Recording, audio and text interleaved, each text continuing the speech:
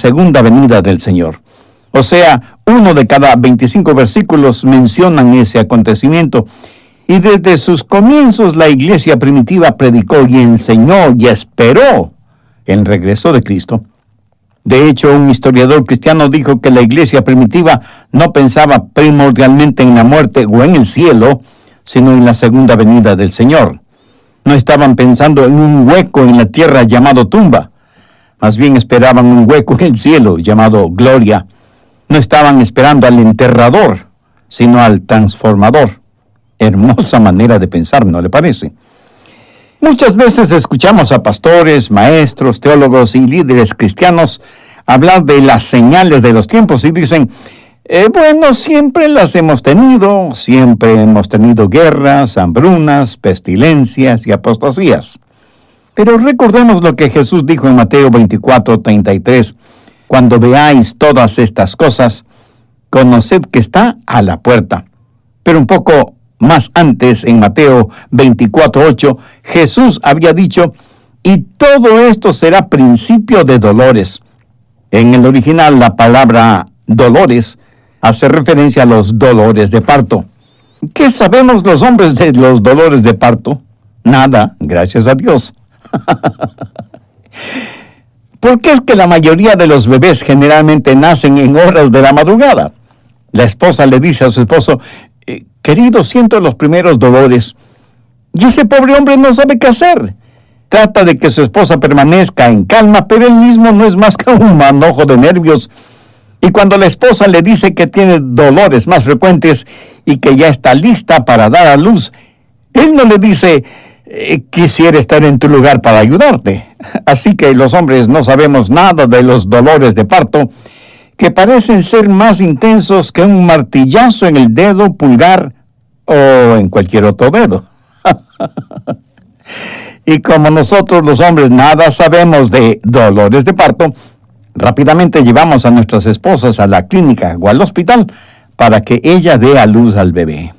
Jesús dice que las señales de los tiempos serán así. Será como experimentar dolores de parto. Tal vez hemos pasado hambrunas.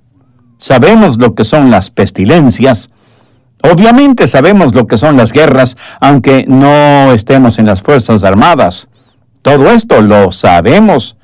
Pero Jesús dice que cuando hay una convergencia de todas estas señales, cuando haya una intensificación y multiplicación de estas señales, entonces, dice Jesús, debemos estar listos y preparados. Vivimos en una época en la cual el Señor puede regresar en cualquier momento. ¿Y qué día glorioso será cuando el Señor regrese? ¿Qué genuina paz conocerá el mundo cuando el Señor regrese? Se terminarán las guerras y millones de hijos e hijas de Dios gritarán en victoria cuando el Señor regrese. Pero una de las señales de los últimos tiempos será la apostasía. Pablo dice que en los últimos días los hombres se apartarán de la fe. Específicamente, mire lo que él dice en 2 Tesalonicenses 2:3. Porque no vendrá sin que antes venga la apostasía. Por lo tanto, sabemos que la apostasía, o sea, el rechazo de la fe, es una señal de los últimos tiempos. ¿Y qué es un apóstata? Es una persona que ha recibido la verdad, ha aceptado voluntariamente la verdad, pero que luego rechaza y repudia esa verdad y trata de reemplazar la verdad de Dios con las mentiras de los hombres. Y Judas nos advierte contra los apóstatas, pero también advierte a los apóstatas. Y les advierte de que la venida del Señor está cercana y que cuando Jesús regrese, Él les juzgará por su apostasía. Hay 3 puntos importantes que deseo usted sepa acerca de la segunda venida del Señor Jesucristo. Y Judas nos dice lo que él ha aprendido al respecto del profeta Enoc. ¿Sabía usted que Enoc fue el primer ser humano que profetizó de la segunda venida de Cristo? También veamos estos 3 puntos importantes. Primero, la seguridad de su retorno. Judas 14. De estos también profetizó Enoc, séptimo desde Adán, diciendo, he aquí viene el Señor con sus santas docenas de millares. Y aunque es cierto que el Señor no ha regresado todavía, el profeta Enoc en el Antiguo Testamento dice que ya vino. Escúcheme, Enoc vio la segunda venida del Señor como un hecho real. En la Biblia usted encontrará muchas profecías cosas que van a suceder, están en tiempo pasado, porque en la mente de Dios es como si ya hubieran ocurrido. Enoc vio claramente la segunda venida de Cristo y que se refiere a ella como si ya hubiera acontecido. La Biblia dice que Enoc fue el séptimo desde Adán, lo cual significa que Adán y Enoc fueron contemporáneos. Adán era un joven de 622 años cuando Enoc nació. Bueno, era un joven cuando consideramos que vivió hasta la respetable edad de 930 años. Adán conoció a Enoc y Enoc conoció a Adán. Enoc fue el séptimo desde Adán. Y aún tan temprano en la historia humana, Enoc profetizó de la segunda venida de Cristo. Y qué bueno que lo haya hecho. Si usted tiene un buen conocimiento bíblico, se acordará que Enoc fue al cielo sin haber muerto. Busque Génesis 5:24. Caminó pues Enoc con Dios y desapareció porque le llevó Dios. ¿Ha pensado alguna vez en esa frase? ¿Caminó pues Enoc con Dios? ¿No se parece mucho a la declaración de que Dios caminaba con Adán en el jardín del Edén? Recuerde que Adán y Enoc fueron contemporáneos. Por lo tanto, no sería nada extraño que alguna vez Enoc le hubiera preguntado a Adán: dime, Adán, ¿qué significó para ti eso de caminar con Dios? Y usando mi imaginación santificada, oigo la respuesta de Adán. Oh, Enoc, era maravilloso. Tan maravilloso era que ni siquiera encuentro las palabras adecuadas para describirlo. Y creo que Enoc le habrá respondido: entonces yo también voy a caminar con Dios. El capítulo 5 de Génesis es prácticamente un árbol genealógico y el verso 24 dice: caminó pues Enoc con Dios y desapareció porque le llevó Dios. ¡Qué extraordinario! Enoc no murió, fue arrebatado por Dios y llevado al cielo. Un hermoso presagio para todos los hijos e hijas de Dios, que un día seremos llevados al cielo, no solo espiritualmente, sino físicamente. Y alguien seguramente me preguntará: pastor, ¿cree que eso sucedió realmente? Por supuesto que sí. Y usted también puede hacerlo. Anote Hebreos 11:5. Por la fe, Enoc fue traspuesto para no ver muerte, y no fue hallado porque lo traspuso Dios. La idea aquí es que la gente lo buscó, pero jamás lo encontraron, porque Dios mismo se lo llevó al cielo. Y aquí tenemos además un precedente histórico que tiene que ver con Elías y Eliseo. Busque Segunda de Reyes 2:11. Y aconteció que yendo ellos, y se refiere a Elías y Eliseo, y hablando, he aquí un carro de fuego con caballos de fuego apartó a los dos, y Elías subió al cielo en un torbellino. Ahora busque 1 Tesalonicenses 4, los versos 16 y 17, porque el Señor mismo con voz de mando, con voz de arcángel y con trompeta de Dios, descenderá del cielo, y los muertos en Cristo resucitarán primero. Luego nosotros los que vivimos, los que hayamos quedado, seremos arrebatados juntamente con ellos en las nubes para recibir al Señor en el aire, y así estaremos siempre con el Señor. ¿Lo ve? Nos encontraremos con el Señor en el aire, como sucedió con Enoc. Y así como buscaron a Enoc sin encontrarlo, a nosotros tampoco nos encontrarán. Y la gente se preguntará: ¿qué habrá pasado con nosotros? Pues que ya estaremos con el Señor. Se puede imaginar a los padres de Enoc buscando a su hijo. Y preguntaron por aquí, y preguntaron por allá, pero no lo encontraron porque lo había traspuesto Dios. Enoc es un retrato de lo que va a suceder con los hijos de Dios durante el rapto de la iglesia, cuando Jesús descienda del cielo con poder y gloria, y los muertos en Cristo resucitarán primero, y juntamente con quienes estén vivos, serán arrebatados para encontrarnos con el Señor en el aire. Y creo que Jesús dijo algo muy importante sobre este asunto. Veamos Lucas 17, los versos del 34 al 36. Os digo que en aquella noche estarán dos en una cama, el uno será tomado y el otro será dejado. Dos mujeres estarán muriendo juntas, la una será tomada y la otra dejada. Dos estarán en el campo, el uno será tomado y el otro dejado. Eso es interesante. Algunos duermen mientras otros trabajan. En algunas partes del mundo será de día, en otras será de noche cuando Jesús regrese. La Biblia es absolutamente precisa. En tiempos de Jesús la gente no sabía que mientras en algunas partes del mundo era de día, en otras partes era de noche, pero Jesús sí lo sabía. Algunos estarán trabajando, otros estarán descansando cuando Jesús regrese. Uno será tomado y otro será dejado. Si Jesús regresara este mismo momento, unos ya son salvos y muchos otros no lo son. Algunos serán arrebatados y otros serán dejados. Enoc, que entendió estas cosas, pudo profetizar acerca de la segunda venida de Cristo. Enoc fue un hombre de Dios a quien Dios le dio una visión. Por eso pudo asegurar que el Señor regresaría. ¿Sabe cuándo vivió Enoc? Vivió en ese tiempo descrito en la Biblia como los días de Noé.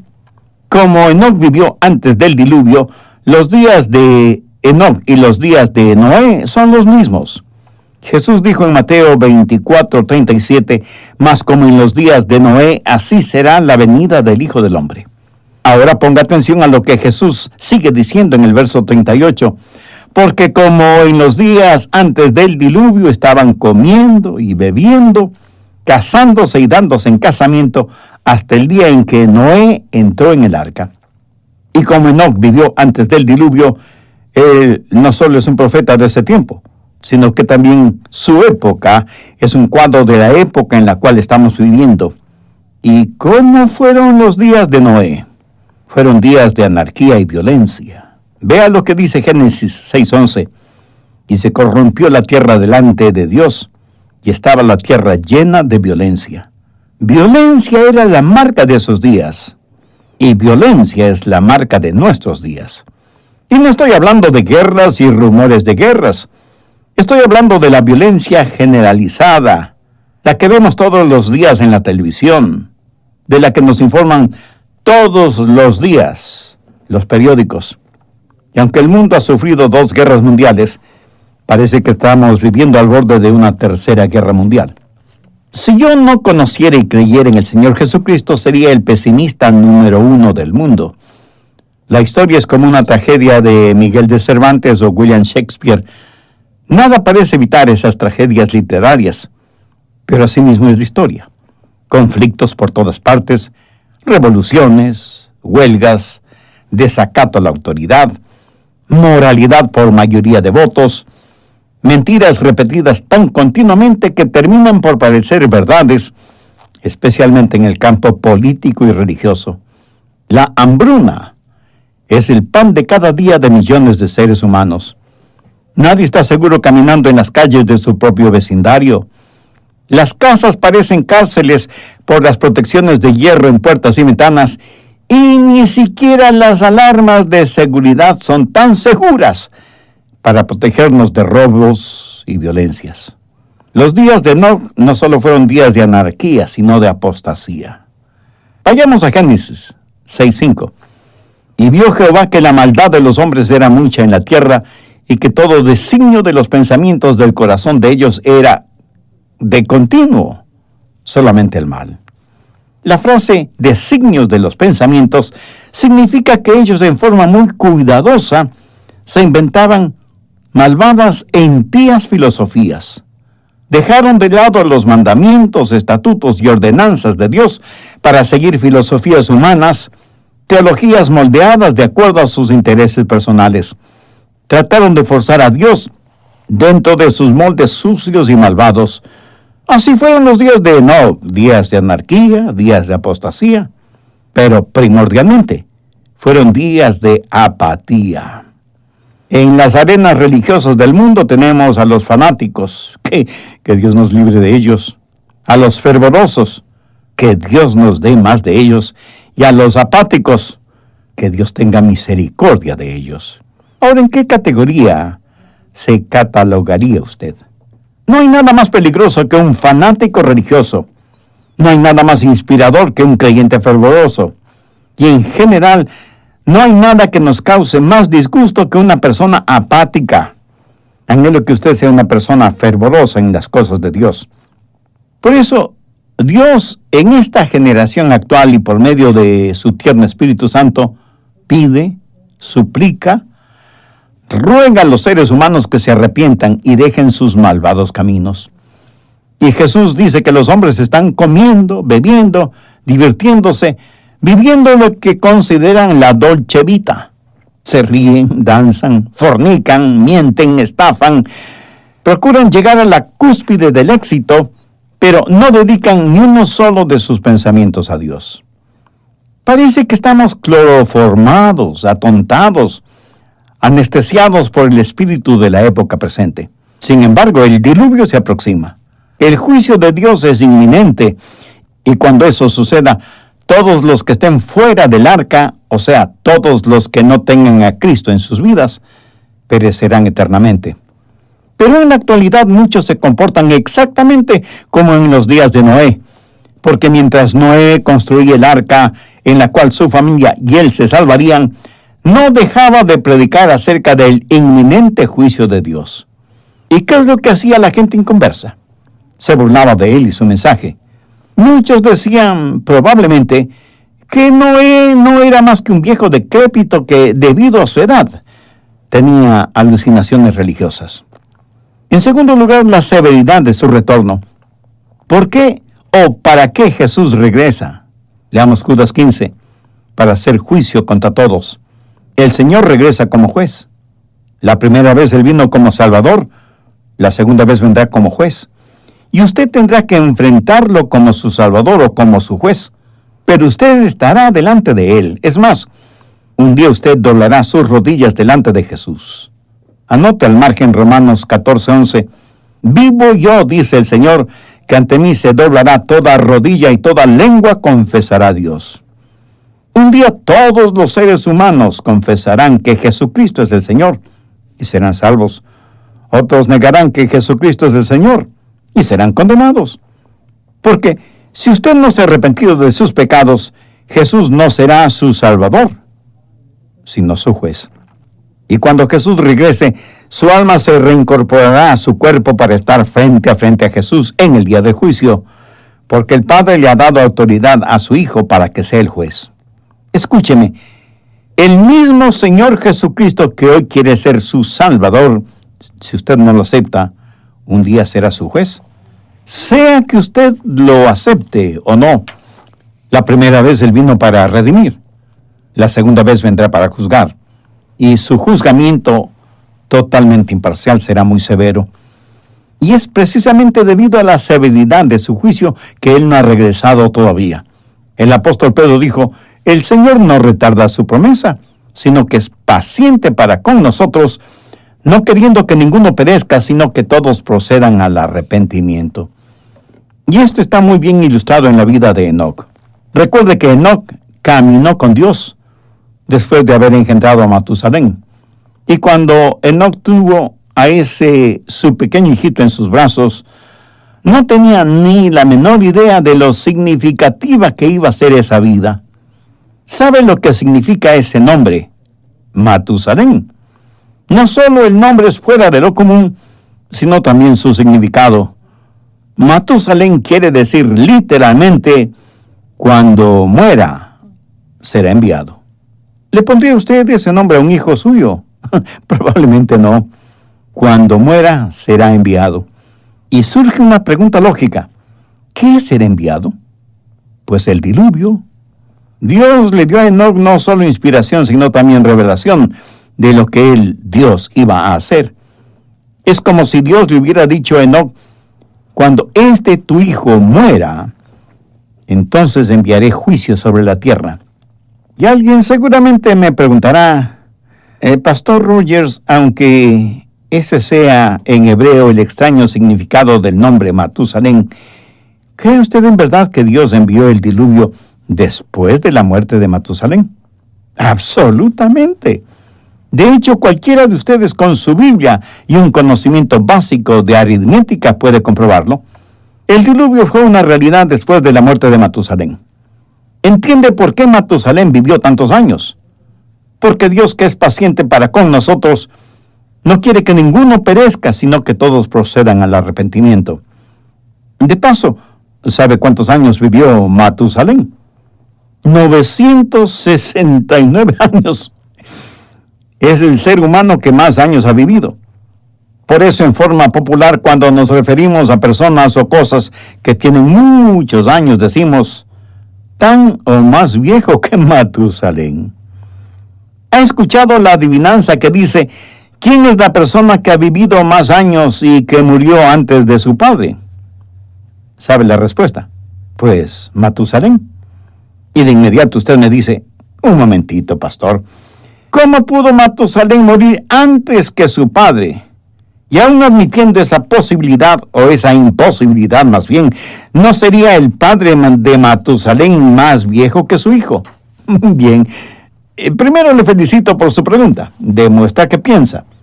Pero en segundo lugar, no le felicito porque su pregunta también me demuestra que usted seguramente lee la Biblia, pero es obvio que no la entiende. Por favor, no se ofenda y escúchame. El padre de Matusalén, o sea, Enoc, nunca murió. Fue llevado en forma física al cielo. ¿Entiende ahora por qué el hombre más viejo que haya vivido, Matusalén, murió antes que su padre Enoc? No fue difícil la respuesta, ¿verdad? ¿Por qué Matusalén vivió tantos años? Porque Matusalén representa la misericordia de Dios. Y Dios sabía que enviaría un diluvio sobre la tierra. Y el diluvio fue un juzgamiento de Dios. El ser humano merece ser juzgado y debe ser juzgado. Pero Dios retarda ese juzgamiento y le da al hombre otro minuto, otra hora, otro día, otra semana, otro mes, otro año para que se arrepienta. Pero un día Matusalén murió y el juzgamiento de Dios por medio del diluvio se hizo presente. Mi amigo, uno de estos días la misericordia de Dios dará paso a su juzgamiento. En el tiempo de los apóstoles, la gente se burlaba de ellos y del mensaje que predicaban, sobre todo lo que tenía que ver con la segunda venida del Señor, y decían, ¿dónde está la promesa de su advenimiento? Porque desde el día en que los santos padres durmieron, todas las cosas permanecen así como desde el principio de la creación. Y se mofaban de los apóstoles y de sus enseñanzas. ¿Qué les contestó Pedro? El Señor no retarda su promesa, sino que es paciente para con nosotros, no queriendo que ninguno perezca, sino que todos procedan al arrepentimiento. Pero el día del Señor vendrá. Dios no ha olvidado su promesa. Jesús regresará y regresará para juzgar. Mientras tanto, Dios está esperando. Dios está pidiendo. Dios está anhelando. Dios está hablando para que procedamos al arrepentimiento, porque Dios nos ama y quiere salvarnos. Y así como el diluvio llegó en los días de Noé, así de seguro es el juicio de Dios que vendrá. Una de las más gráficas declaraciones que al respecto he escuchado es la siguiente. Aún ahora las encrespadas olas de la ira de Dios está golpeando furiosamente contra la represa de la misericordia de Dios. ¡Qué impresionante! La represa de la misericordia de Dios. Pero un día esa represa no podrá contener la ira de Dios que se derramará por todo el mundo cuando regrese el Señor Jesucristo. Y cuando Él regrese, Él juzgará toda blasfemia, toda palabra maligna en su contra, toda palabra de hostilidad, todo chisme y murmuración en contra de su palabra y de sus enseñanzas. Juzgará las frases arrogantes, las actitudes orgullosas, las palabras hipócritas, el culto a la personalidad de los hombres, el desdén por las cosas de Dios y el rechazo de su palabra. Juzgará toda apostasía. Pero no solo habla de la seguridad de la segunda venida de Cristo, sino que habla también de la santidad de su regreso. Al final de Judas 14 leemos, vino el Señor con sus santas decenas de millares. Ahora, ese no es un número definido, pero significa una multitud que nadie puede enumerar. Algunas paráfrasis dicen, vino con miríadas de sus santos. Amigo, es bueno que usted entienda lo siguiente acerca del regreso del Señor. Primero, Él viene por nosotros, y segundo, nosotros venimos con Él. En el evento conocido como el rapto, Jesús viene por nosotros, y luego nosotros venimos con Él. Busque Apocalipsis 19:14. y los ejércitos celestiales vestidos de lino finísimo, blanco y limpio. Y el profeta Zacarías escribió: y vendrá Jehová mi Dios, y con él todos sus santos. Y el apóstol Pablo, escribiendo a los colosenses, les dijo: cuando Cristo nuestra vida se manifieste, entonces vosotros también seréis manifestados con él en gloria. Ahora escúcheme atentamente. Habrá millones de seres humanos que estarán en la tierra durante la gran tribulación y que se volverán esclavos.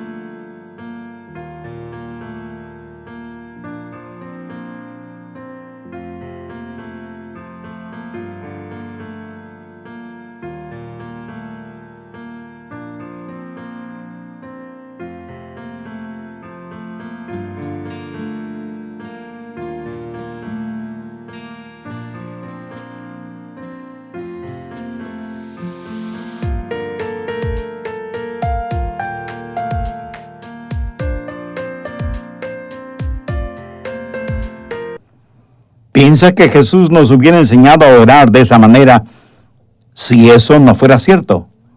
Mi amigo, la voluntad de Dios será hecha y ni todos los diablos del infierno podrán impedirlo. El profeta Habacuc escribió: porque la tierra será llena del conocimiento de la gloria de Jehová, como las aguas cubren el mar. La santidad de su retorno. Él vendrá con sus santos, y la Biblia dice que con sus santos gobernará la tierra, y que nosotros juzgaremos aún a los ángeles. El final de todo este asunto es que Jesús regresará, y es mejor que usted decida ahora en qué lado de la batalla usted va a estar. Anhelo que todos podamos decir lo que muchas veces cantamos: Jesús vendrá con trompeta de Dios, y cuando venga, que nos encuentre seguros en Él, vestidos y cubiertos con su justicia, sin manchas ni faltas, para ser dignos de estar frente a su trono. Se cuenta de un pastor quien por algún asunto fue a la estación del tren y ahí vio una parábola de la vida. Observó que al llegar el tren había gente que llegaba y gente que les estaba esperando. Saludos, abrazos y hasta besos de bienvenida. Y creo que lo mismo sucede en los aeropuertos o en cualquier estación de transporte público. Yo mismo, cuando viajo por tierra o por aire, me gusta observar a las personas que están dando la bienvenida a alguien. Y cuando mi esposa y yo viajamos juntos, en lo posible solicitamos asientos que estén juntos. Y a veces viajamos en diferentes asientos, pero cuando salimos nos esperamos el uno al otro para estar juntos, saludar a familiares y amigos que hayan ido a recibirnos, y hay alegría, abrazos, besos. Y yo aprovecho también para besar a mi esposa. Pero volvamos al asunto del pastor en la estación del tren. En medio de todo ese gentío, vio a un hombre encadenado a otro hombre, un oficial de policía. Evidentemente el policía lo estaba llevando a prisión. Vio también a una joven esposa y un pequeño niño, quienes con lágrimas y sollozos se aferraban a ese esposo y padre que iba rumbo a la cárcel. Y el pastor pensó en lo paradójico de todo eso. El mismo tren que trajo alegría y felicidad y gozo a muchos, trajo también la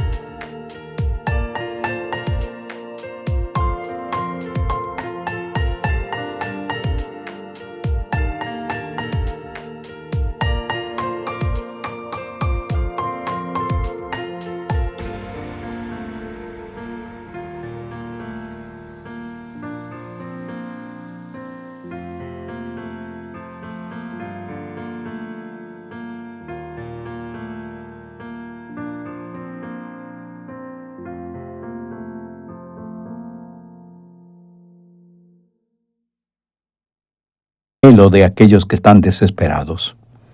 Y se olvidan de la advertencia dada por Jesús en el Evangelio de Mateo. No sabéis a qué hora ha de venir vuestro Señor, porque el Hijo del Hombre vendrá a la hora que no pensáis. Así que si usted está pensando que Jesús no regresará, esa puede ser una buena señal de lo contrario.